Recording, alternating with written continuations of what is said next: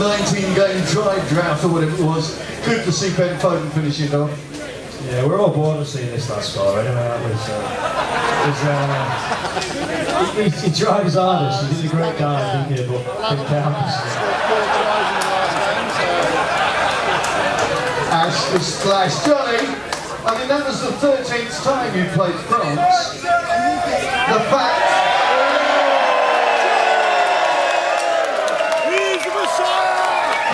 that you've been warming up in front of that North Stand when Toby got injured, and I had the coaching team in front of me waving frantically. Up come you, cool and Luke, take your kit off, penalty, thank you, good night. It was, is it your experience that allows you to do that?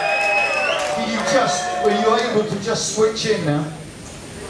Well, funny enough, you don't have that much choice. You kind of get up there and you want to do a good job for these guys who have been working hard for 50 minutes and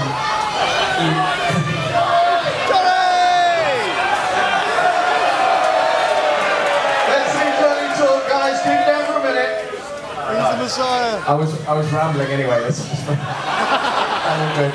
Carry on.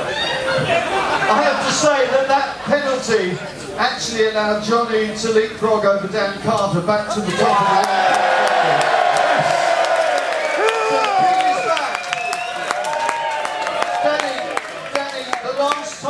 France lost in the Six Nations was here 2 years ago. So how big a scalp is that for England? And I'm going to say, and you'll hate me for it, heading towards another Grand Slam. Big G words. Yeah, obviously it's a massive win for us. France have been a brilliant team for the last 2 years, so it's great to get one over them. We probably should have won away in Paris last year, so it was great to get a win in front of all the home crowd who've been brilliant for us. In the autumn winning the Six Nations is a massive change. You know, the fans are really behind us and really giving us so much good. You know, we want to win for them. Do you know what I mean? And it's great. It's great to see this win. Johnny, that match against France, if we go back a year, that match against France was cathartic really in the way that England are playing. How different are England now from what you've experienced before? I think, in my opinion, it's what happens when you put really strong foundations in place and then you continue to build with good values, good people, and in a great environment. If you get all those things right, it's very difficult to go too far wrong. And I think the guys have shown that every week. You see something a bit different today. I think you saw a lot of guts from the guys. Had to tough it out against a very good French team. Last game against Italy, we saw a bit more flair. You know, in the Welsh game, we saw a big win away from home. You know, so all these things are good quality. But we need to ensure you keep working on the process of building and not getting carried away with results. One of the new ingredients is this man on my left. Chris, if you think back, I think it was about 2 years ago, you were turning out for Northampton A-team on a Monday night at Franklin's Gardens. The last 2 years has been immense for you, isn't it? I was struggling to get in that team as well. At one point you were thinking about going back to Leeds. I really did. Yeah, that's been a big change. A lot's happened, a lot up and down, and at the minute we're on a high, and I wanted to stay like this. DC, is it more Northern influence that's doing it for this England squad then? More Northerners you can get in?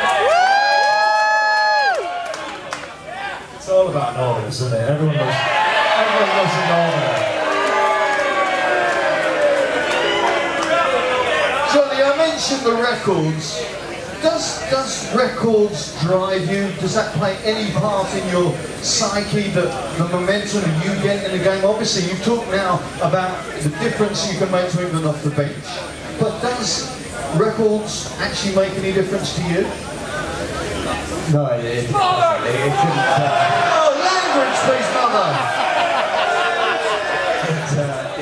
It couldn't make less difference because it doesn't tell a story. You know, the story I've had so far in my career has been one where I've fed off the guys I've played with and the good fortune I've had. I'm having some here. I'm coming on in 3 games this tournament so far in a great position in all 3. I've had an opportunity to kick a few goals and play a bit of rugby, and I've got all that comes down to these guys. There's a hell of a lot of good kickers out there who could have had different numbers if they're played in different scenarios.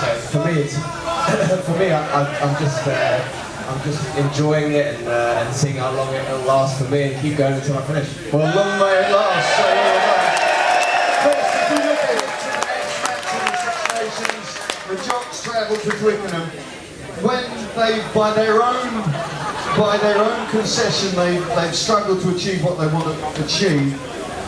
Does that make them a more different opposition? Obviously, we don't know what's going to happen tomorrow at Murrayfield, but does that make them a more dangerous opposition when they arrive here in 2 weeks' time? Not to us, they're not going to be any different to any team that's coming in the Six Nations. We're just going to do exactly what we've done for the past 2 weeks and win the game. Fair enough. Right, we're going to have some questions, so get your thinking caps on, but I've got a special guest here who's got a special question. We had royalty at half-time. Well, we've got another member of the royal family. Where is he, Ralf? Ladies and gentlemen, Mr. Ralf Little! Now, Ralf, why do these people possibly want to hear from me? Ralf, I understand you've got a question. I wasn't aware. Well, I do have a question actually. I promised my auntie Jill to get Johnny Wilkinson to give her a kiss, but we'll sort that out in a minute. She's kind of hot, to be fair. If I can say that, Auntie Jill, I'm sorry. But you're right, it's all about the knowledge. Danny Kerr, Chris Ashton, you've got a rugby legend here, Johnny Wilkinson. We're all very privileged to talk to you. You've got two Northern legends on the stage, and Danny Kerr, so... Hold him back. He's bigger than he looks. Everybody's bigger than me anyway, I don't know what I'm saying. Listen, you don't want to hear from me, but what a great result, and it's a privilege to be here with these guys. Thank you very much. Ralph, thank you, mate. Right, have we got some questions for the guys? Stick your hand up. Gentleman over here. Tastes sweeter, Wales or this game today? That's a good question. Danny, which is the sweeter victory, Wales or the French? Wales! I did quite enjoy shutting up a load of Welshmen, to be honest. Can you send that to But London? after Mr. Lièvremont had said what he said at the beginning of the week, that's got to have an extra joie de vivre if I'm going to mix my metaphors. Yeah, I think we're never ones to bag another team before we play them. I think we could probably bag them now because we beat them, so it's nice. But sweet. Right, next question. This lady down here. I apologise to the rugby community in this place, but I was just wondering what you guys doing tonight. Good I work. think you might have to join the queue, but we'll leave that to the guys for later on, shall we? Yes, madam. In the shower. Are we talking time?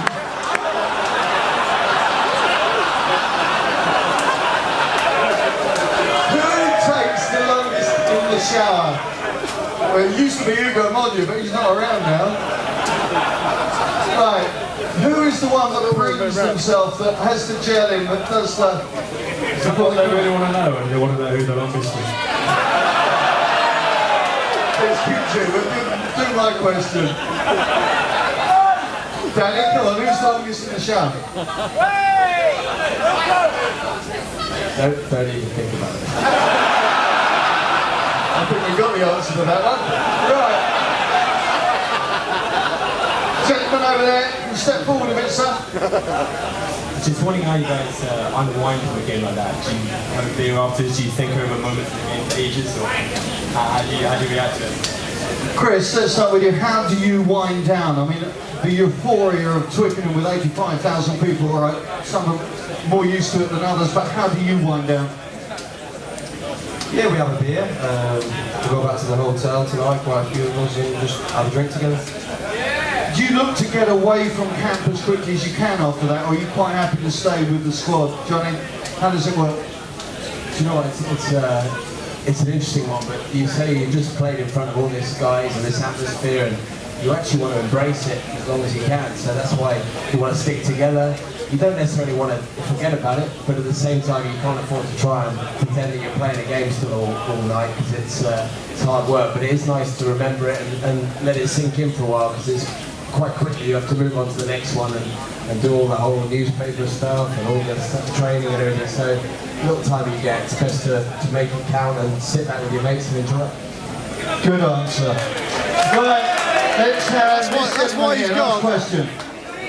Thanks guys, I think you played awesome today, but apart from that, I have one question for Chris. Would you rather give it to Johnny or take it from Martin?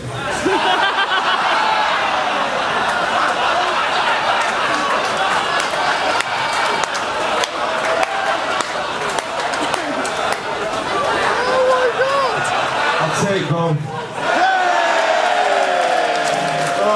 Shoot from the hip, Ashton, shoot from the hip. Ladies and gentlemen, please thank Johnny Wilkinson, Danny Kelly, and Chris Ashton. Now listen, the guys have been very generous with their time and they're going to stay and do a few autographs. Please don't push, we've got some kids down here at the front and the guys I know will be eager to do as many autographs as they can. So, guys, if you want to just start doing